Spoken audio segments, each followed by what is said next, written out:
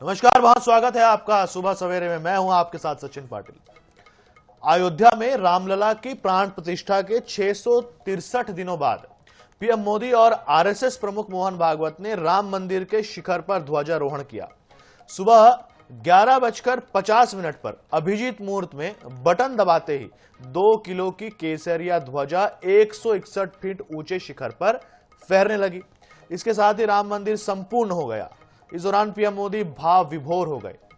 धर्म ध्वजा को हाथ जोड़कर प्रणाम किया प्रधानमंत्री ने।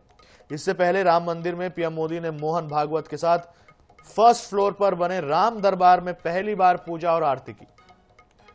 रामलला के दर्शन किए। पीएम रामलला के लिए वस्त्र और चमर लेकर पहुंचे थे। उन्होंने सप्तऋषियों के भी दर्शन किए। भगवान शेषावतार लक्ष्मण की पूजा की और जलाशय भी देखा। इससे पहले पीएम मोदी ने साकेत कॉलेज से राम जन्मभूमि तक करीब 1.5 किलोमीटर लंबा रोड शो भी किया। इस दौरान स्कूली छात्रों ने काफिले पर फूल बरसाए और जगह जगह महिलाओं ने उनका स्वागत किया।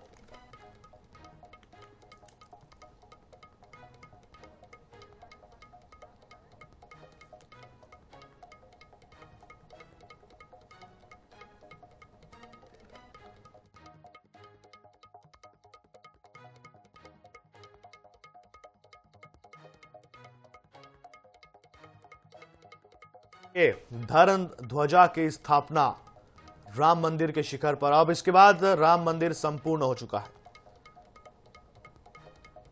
इसका ये ध्वजारोहण प्रधानमंत्री नरेंद्र मोदी ने किया।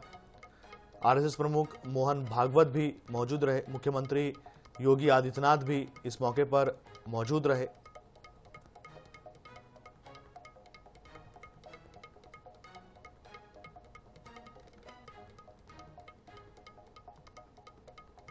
अयोध्या में उत्सव देखने को मिला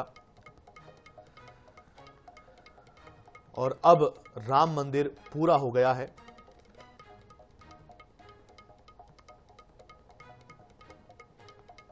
लंबे समय से अयोध्या में राम मंदिर बनाने का जो लक्ष्य था वो अब पूर्ण हो चुका है।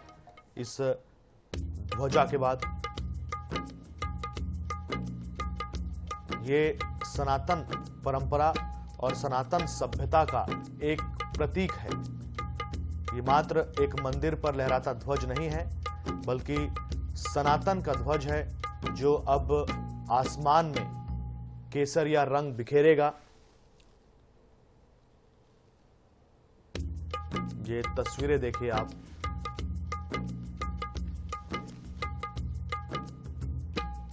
संत समाज के लोग, प्रधानमंत्री, आरएसएस प्रमुख मोहन भागवत सभी इसमें शामिल हुए। ये गर्व का क्षण भारत के लिए, जब भारत अपनी सभ्यता को लेकर लड़ता रहा इस मंदिर के लिए, और इस पीढ़ी ने इस मंदिर को बनते हुए देखा और धर्म ध्वज भी लहराया।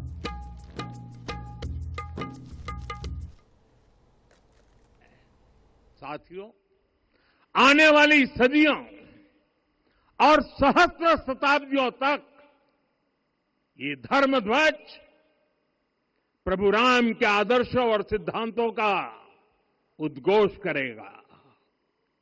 ये धर्म ध्वज आह्वान करेगा, सत्यमेव जयते नानुतम, यानी जीत सत्य की ही होती है, असत्य की नहीं।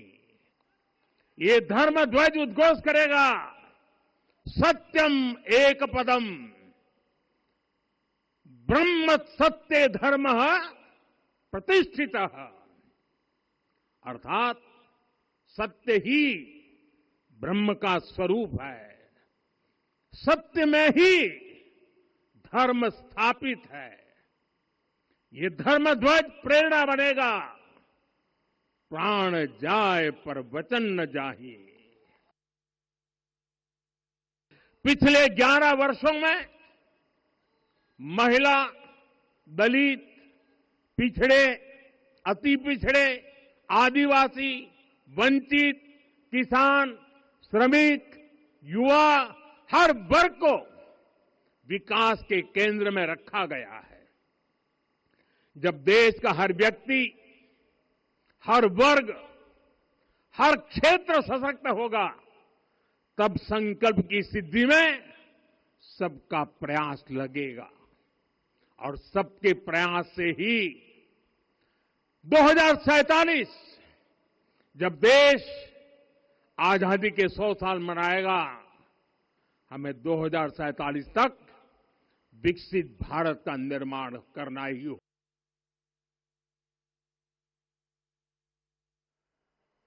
और ये जीवन जीना है, उस जीवन की प्रतिष्ठा करनी है, इस जीवन का झंडा शिखर तक पहुंचाना है। चाहे जितनी प्रतिकूलता हो, चाहे जितनी कठिनाइयां हो, साधनहीनता हो, सारी दुनिया स्वार्थ में बहती होगी, लेकिन हमारा संकल्प है, सूर्य भगवान उस तेज के, उस संकल्प के प्रतीक है। उनके रथ का एक ही चक्र है, प्रतिनिधित्व होता है ओंकार से। वो सारी दुनिया को देने वाला भारत हमको खड़ा करना है। हमारे इस संकल्प का प्रतीक यह राम मंदिर, उसकी प्रक्रिया आज हमने पूरी कर ली है।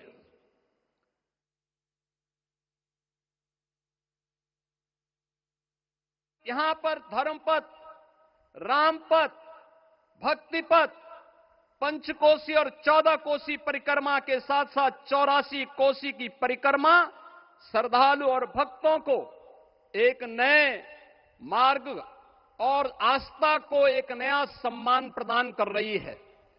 महर्षि वाल्मीकि के नाम पर स्थापित अंतर्राष्ट्रीय एयरपोर्ट अंतर्राष्ट्रीय और राष्ट्रीय स्तर पर उस कनेक्टिविटी को बेहतर सुविधा उपलब्ध करवा रही है। हर प्रकार की सुविधा आज अयोध्या धाम में इसे आस्था और आधुनिकता के साथ ही आस्था और अर्थव्यवस्था के एक नए केंद्र के रूप में और देश की पहली सोलर सिटी के रूप में भी इसे सस्टेनेबल स्मार्ट सिटी के रूप में इस नई अयोध्या का दर्शन आदरणीय प्रधानमंत्री जी के मार्गदर्शन में आज हम सबको देखने को मिल रहा है। आज का यह दिन हम सबके लिए, हर भारतवासी के लिए, हर सनातन धर्मावलंबी के लिए आत्म गौरव का दिन है।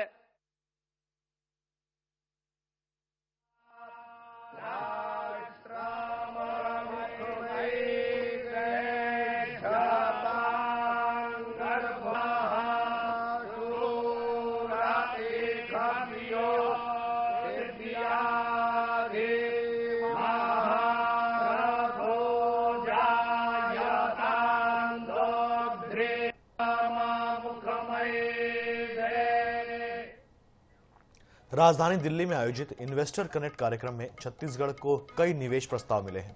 स्टील, ऊर्जा और पर्यटन सहित कई क्षेत्रों की प्रमुख कंपनियों ने राज्य में उद्योग स्थापित करने, क्षमता विस्तार, होटल निर्माण और वेस्ट टू एनर्जी प्रोजेक्ट के लिए रुचि दिखाई है। कंपनियों ने कुल 6,321 करोड़ के औद्योगिक निवेश और 505 करोड़ का पर्यटन निवेश का प्रस्ताव दिया है। रिपोर्ट देखिए।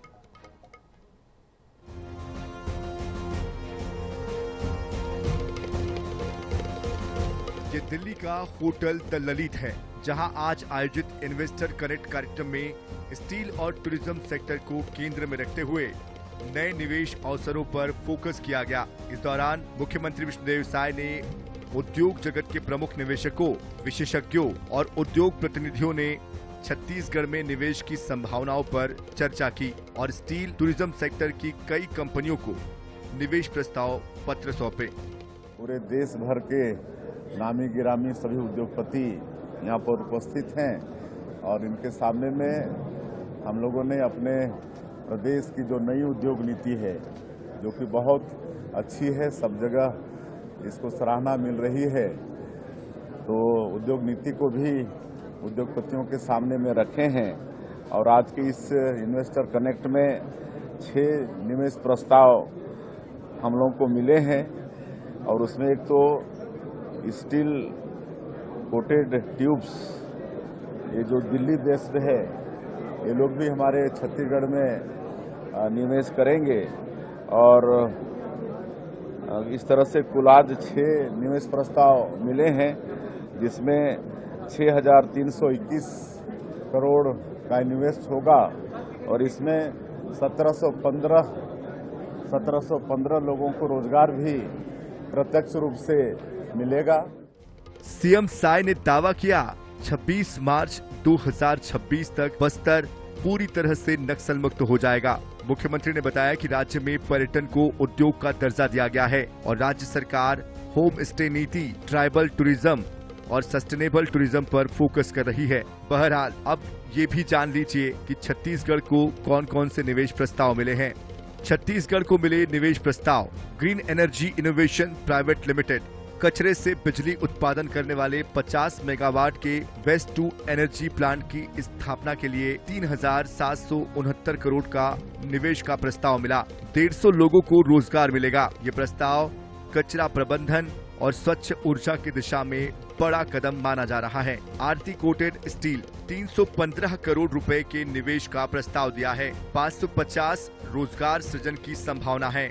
SDRM metallics private limited steel plant और पावर यूनिट के लिए 195.75 करोड़ का निवेश प्रस्ताव दिया है। 495 रोजगार सृजन की संभावना है। RSLT biofuels private limited ethanol plant के लिए 200 करोड़ रुपए का निवेश प्रस्ताव दिया है। 213 रोजगार सृजन की संभावना है। JK लक्ष्मी सीमेंट क्षमता विस्तार के लिए 1,816.5 करोड़ से अधिक निवेश प्रस्ताव दिया। 110 रोजगार सृजन की संभावना है। Armani group of industries medical electronic उपकरण निर्माण के लिए 25 करोड़ रुपए का प्रस्ताव दिया है। 200 युवाओं को रोजगार मिलेगा।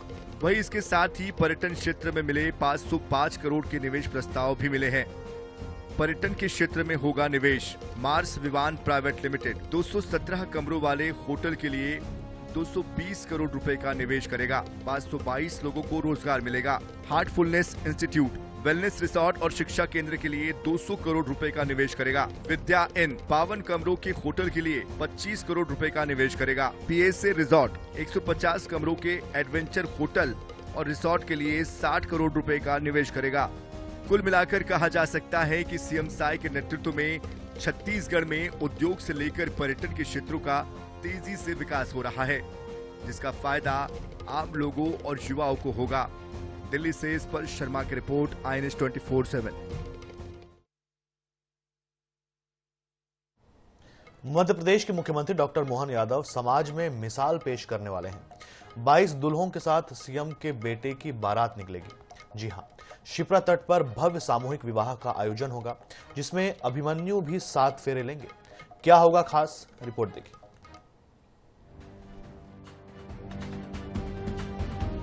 शिप्रा घाट सावराखेड़ी ब्रिज के नजदीक इस सामूहिक विवाह कार्यक्रम का आयोजन किया जा रहा है, जिसमें सीएम के बेटे की भी शादी होगी। शादी के लिए 5 होम बनाए हैं, जिसमें कुल 22 जोड़ों का विवाह होगा।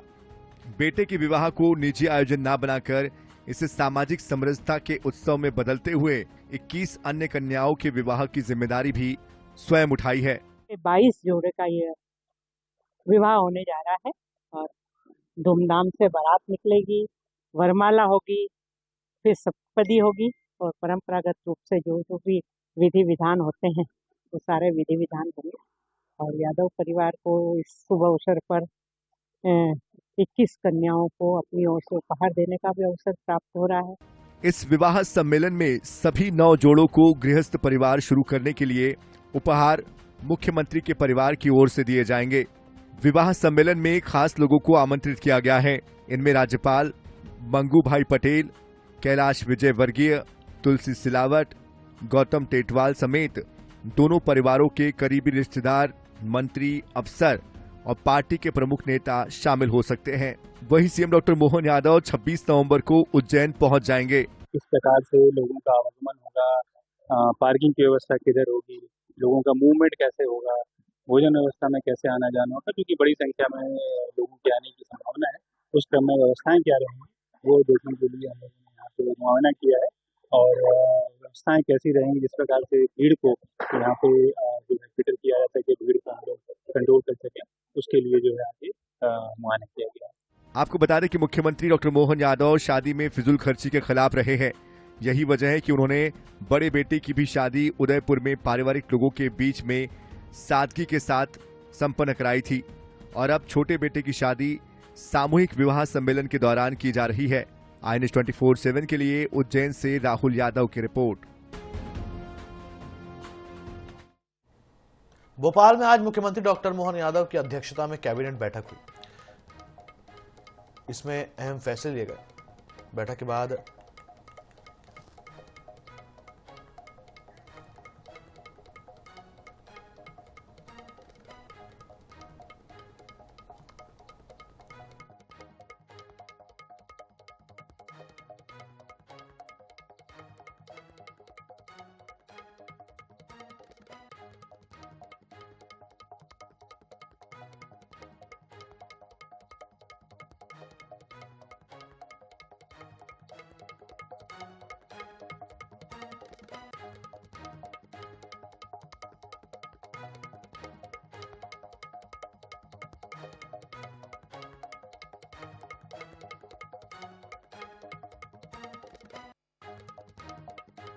कई अहम फैसले लिए गए।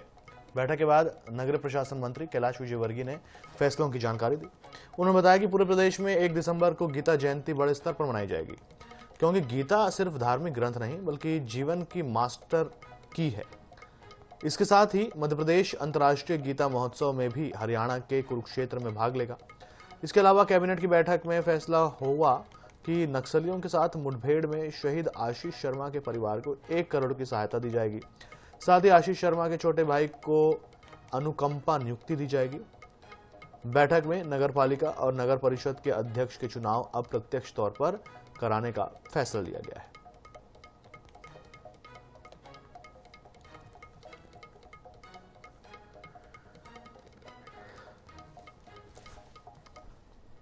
छत्तीसगढ़ की सियासत में इस वक्त SIR प्रक्रिया चल रही है। मतदाताओं से घर घर जाकर गणना पत्रक भरवाए जा रहे हैं, लेकिन SIR की इस प्रक्रिया में कभी सांप और बिच्छू की एंट्री हो रही है, कभी दीमक और केंचुए बाजी मार रहे हैं। कौन किसे कह रहा है दीमक और केंचुआ? क्यों SIR की प्रक्रिया को लेकर मचा है बवाल? रिपोर्ट देखिए।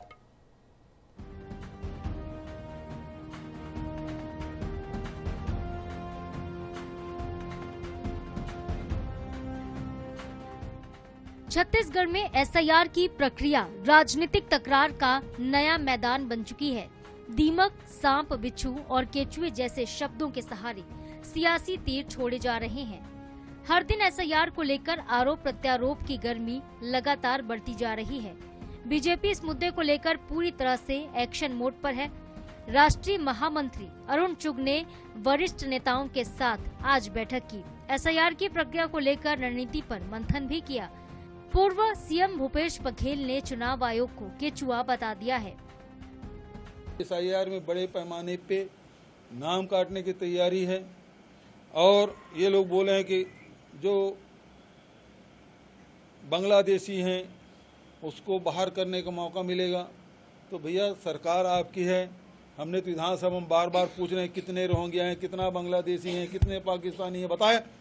मेरा ही प्रश्न, दूसरे विधायक की छोड़ी, मैं ही प्रश्न कर रहा हूँ, लेकिन अभी तक सरकार आंकड़े नहीं दे पाई है एक भी। तो ये केवल ये राजनीतिक शोषा है इनका, इसके अलावा कुछ नहीं है। SIR को लेकर कांग्रेस के प्रदेश प्रभारी सचिन पायलट छत्तीसगढ़ के दौरे पर आ रहे हैं। धमतरी और जगदलपुर में वो SIR के फीडबैक और जमीनी रिपोर्ट पर अलग अलग बैठकें लेंगे। कांग्रेस जहां लगातार SIR पर सवाल खड़े कर रही, तो बीजेपी भी निशाना साधने में पीछे नहीं हट रही है। बीजेपी का कहना है कि कांग्रेस गलत नैरेटिव जनता के सामने प्रस्तुत करती है। भारत का संविधान भारत के नागरिक को मतदाता का अधिकार देता है। जो भारत का नागरिक नहीं है वो भारत के भावी नेतृत्व के चुनाव में कैसे पार्टिसिपेट कर सकता है? राहुल गांधी सहित ये नेता घुसपैठियों को बचाने के लिए गैर संवैधानिक, गैर लोकतांत्रिक तरीके अपनाने की बात कर रहे हैं। SIR में आप उसकी प्रक्रियाओं का पालन भी करोगे और SIR का विरोध भी करोगे, मुझे समझ में नहीं आता। 2003 के बाद 22 वर्ष के बाद यह मतदाता गहन पुनरीक्षण का जो काम चल रहा है, क्या चाहती है कांग्रेस समझ में नहीं आता। भाई मतदाता सूची में मतदाताओं का, जायज मतदाताओं का नाम तो होना चाहिए, उनका नाम भी होना चाहिए। जरा वे अपने नाम को विलोपित करने के लिए कर दें। ऐसे लोगों के नाम कटवाने के लिए अगर वो पदयात्रा कर रहे हैं तो ठीक कर रहे हैं। ऐसे लोग जिनका नाम ऊटपटांग ढंग से जुड़ा हुआ है वो हटना चाहिए। और दीपक भाई जी अगर वहां पदयात्रा कर रहे हैं तो SIR के लिए उनके मन में शुभेच्छा है। राहुल गांधी कुछ भी बोलते रहे, दीपक भाई जी SIR के लिए लगे हुए। छत्तीसगढ़ में SIR को लेकर एक तरफ बीजेपी की बैठकें हो रही तो दूसरी तरफ कांग्रेस मैदान में उतर गई है। इन सबके बीच बयानबाजी में कीड़े मकोड़ों से लेकर सांप और केचुए का नाम लिया जा रहा है और निर्वाचन आयोग का दावा है कि 100% मतदाताओं तक गणना पत्रक पहुंचा दिए गए हैं। आयोग के दावे और सियासी दलों के वार पलटवार के बीच हकीकत क्या है, इसका फैसला तो अंत में जनता ही करेगी। फिलहाल तो छत्तीसगढ़ में SIR को लेकर घमासान मचा हुआ है। गौरव शर्मा, INS 24/7 रायपुर।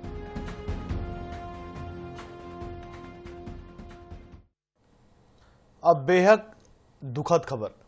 हरिभूमि मीडिया समूह के प्रधान संपादक डॉक्टर हिमांशु द्विवेदी के पिता श्री कीर्ति नारायण द्विवेदी का 84 वर्ष की आयु में 25 नवंबर को देवलोक गमन हो गया।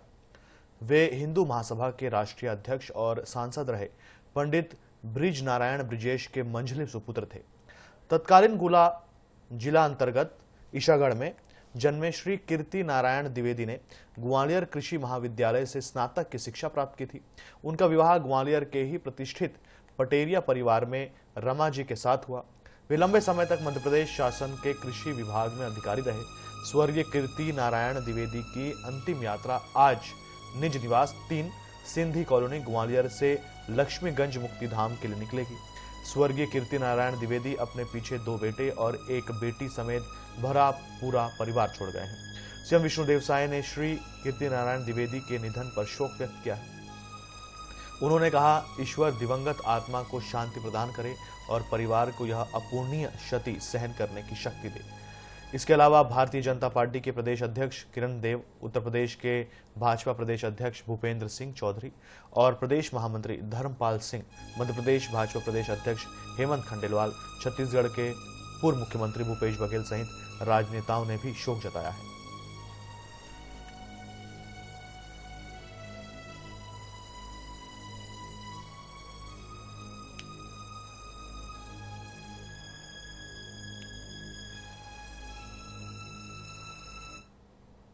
तो सुबह सवेरे में फिलहाल इतना ही। देश दुनिया से जुड़े रहने के लिए देखते रहिए INS 24/7। मुझे दीजिए इजाजत। नमस्कार।